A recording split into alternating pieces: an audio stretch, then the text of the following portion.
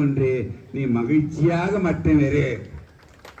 நீ எவன் ஒருவன் மகிழ்ச்சியை இழக்காமல் இருக்கின்றார்களோ அவள் 100 வருடம் சொக்கலிங்கத்திடம் வர வாய்ப்பில்லை. மகிழ்ச்சியை இழக்கும் பொழுது உங்களை இழந்து விடுவீர்கள்.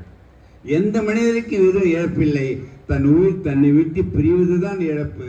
100 வருடம் கடந்து பிரியட்டுமே நினைக்கிறேன். அடுத்த ஒரு கேள்வி சந்திரிகா, மகிழ்ச்சி எதில் கொடுக்கணும்னு நினைக்கிறீங்க? மகிழ்ச்சி என்பது கொடுப்பதில் மட்டும்தான் மகிழ்ச்சி. அது நேரமாக, உழைப்பாக, பணமாக, அறிவாக கொடுத்து கொண்டு இருக்கின்ற இடத்தில் மகிழ்ச்சி என்பது குறையவே குறையாது. அது உங்கள் வாழ்க்கையை கூட்டிக் கொண்டே இருக்கும்.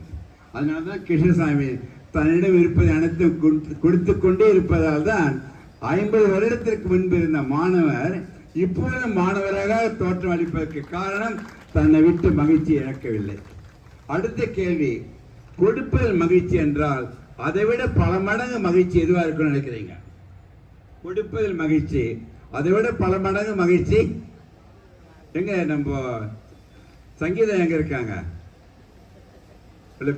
ஓகே, சங்கீதம் ஓடி ஓடி போட்டாங்க, கவனிச்சுட்டு இருக்காங்க பாவம். ஸோ கொடுப்பதில் மகிழ்ச்சி, அதை விட பல மடங்கு மகிழ்ச்சி எதுவாக இருக்க முடியும்? கரெக்டா சொன்னா என் கையிலிருந்து 1000 ரூபாய் அவங்களுக்கு கொடுக்கின்றேன். உடனே எழுந்துட்டாங்க மற்றவங்க. அதான் கொடுக்கிறது, அதான் மகிழ்ச்சியை சொல்லியாச்சு.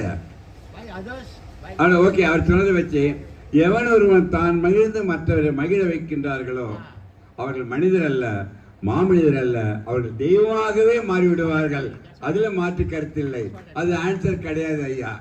கொடுப்பதில் மகிழ்ச்சி என்றால் விட்டு கொடுப்பதில் தான் பல மடங்கு மகிழ்ச்சி என்பதை நீங்கள் அனைவரும் உணர வேண்டும். அந்த விட்டு கொடுக்கின்ற சக்தி ஒன்று இல்லாதனால்தான் கணவன் மனைவி உறவுகள், உற்றங்கள், உறவுகள்